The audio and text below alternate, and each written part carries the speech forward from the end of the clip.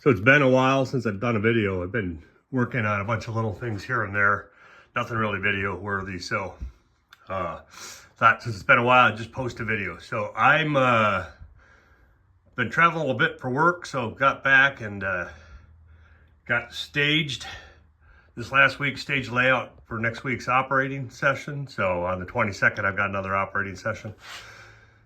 So this is West staging, represents Spokane, Pasco, Portland. So a light schedule of eastbounds in the next session. So when I run an operating session, I'm running 3 8-hour shifts essentially, or breaking it into 3 8-hour blocks.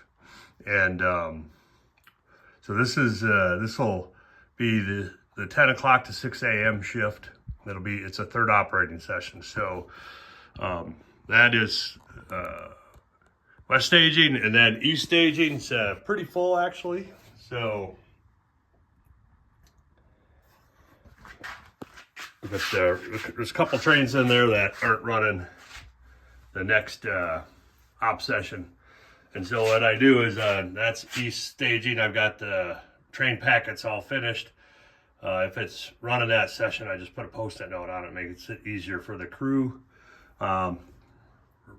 Running a fast clock. I was running 3 to 1. It's real difficult to get the trains through. I try to run schedule about 16 trains.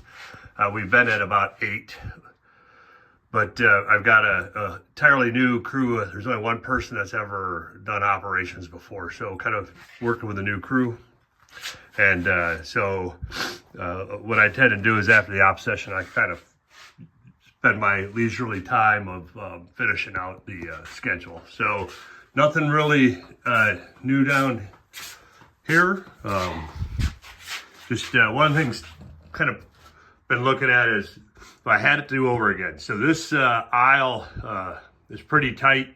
There's no switching in here, so it's just picking up your trains in and out staging. But a little hard to pass if I what dictated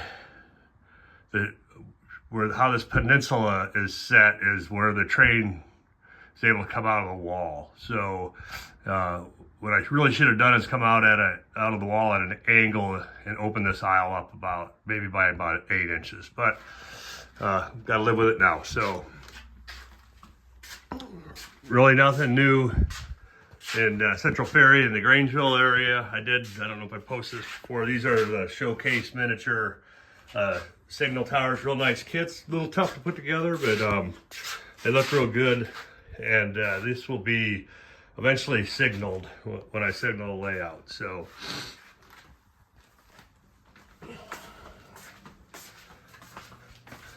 and then one of the things I've started doing is kind of collecting materials. I'm going to rip the Helix out. Sometimes not all the trains can always make it through. There might be a track work issue, but you really can't see your train going in and out. So I'm going to open this up eventually. I'll be able to put a new Helix in here, increase the radius. I'm also going to add a 5-inch section in between the curve so I can put a Code 55 re-railer on every loop. And that way, hopefully that'll help with it. Something does kind of pop off, it'll re-rail it.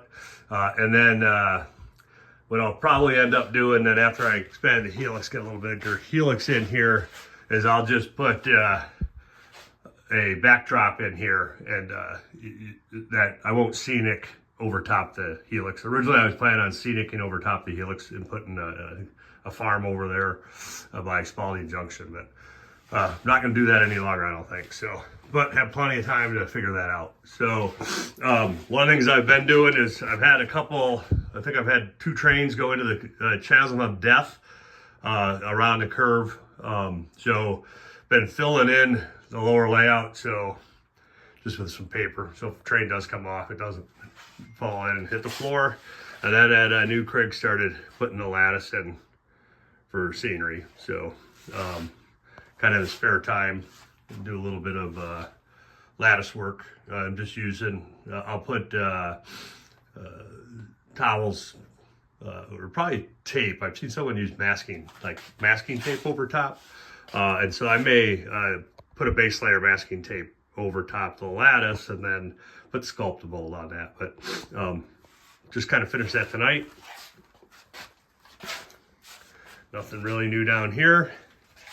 Ben is pretty much finished. I've got to put, so I was gonna put some switch stands in here. I just haven't got around to it. And I've got to put 3 tortoise motors in the bottom, and then hook the tortoise machines up to the fascia, the buttons there.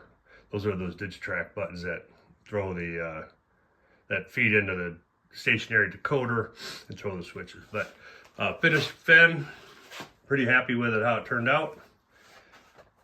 This is kind of the next area I'm working. So what I've done is I kind of got a bunch of areas on a layout where they're, I call it 70, 80, 90% scenic. So I want to finish this. This is YYY Bay. Been working on the crossing mat, did the trucks and the traffic that'll be at the railroad crossing. I'm actually going to put, I've been working on building cantilever crossing towers, and so I've got one tower done, ready to paint and then do the lights in, and I still got to finish another tower. But plan on putting a animatronics in, and so it'll be, you know, the bell and the lights will go off when the train trips the sensors. Nothing really new here. I've already got it staged. A couple of trains that dog catch at the last session, so it's all ready to run on Saturday. This is kind of my mess. This is the only really place I have left on the layout to kind of put materials.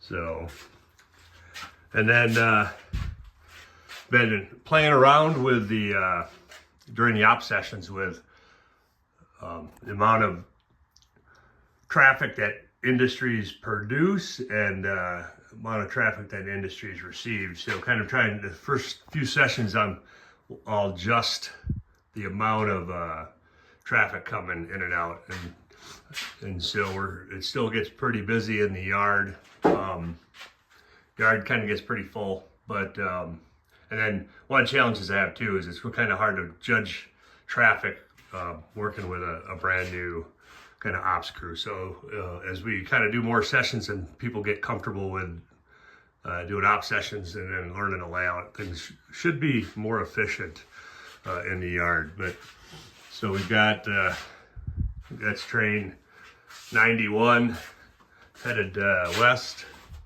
Yep, train 91. That's ready to go next session. And then we've got train 623 came in the end of last session, so that's kind of that'll get worked. One of the first trains that gets worked, and then the UP transfer from Hinkle Yard came in, so that's that'll have to be worked, and then that UP transfer will go out this next session and take the cars that are headed back to the UP. So that's kind of in a nutshell what I've been working on. Been doing a lot of little tweaks here and there. I use these red pins, so if a turnout or something gives me a problem, I just kind of during the session stick a pin in it and then go back and tweak it. So I've had several turnouts I had to kind of police up and fix and just get them engaged. What I found was the fast track jigs aren't always engaged if you just use the fast track fixture template that they have. So I've ended up having to come back and finish out some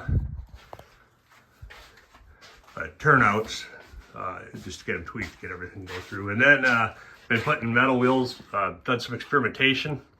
And scale trains, regular standard wheel sets are the ones that perform the best. So I had a ton of the low profiles, or the semi-scale low profile. So those don't function well. So I'll be eventually getting rid of all those. So, and then this is some of the stuff from that I give to the operators here. I've got a Tibbs book, tells them where to block. We really haven't jumped into these just because the crew's new, and right now I'm just happy if they can get it the right industry. And then your standard dispatch sheet, and then that's the schedule for next session. So that's, in a nutshell, kind of a quick update, and I'll go ahead and sign off here.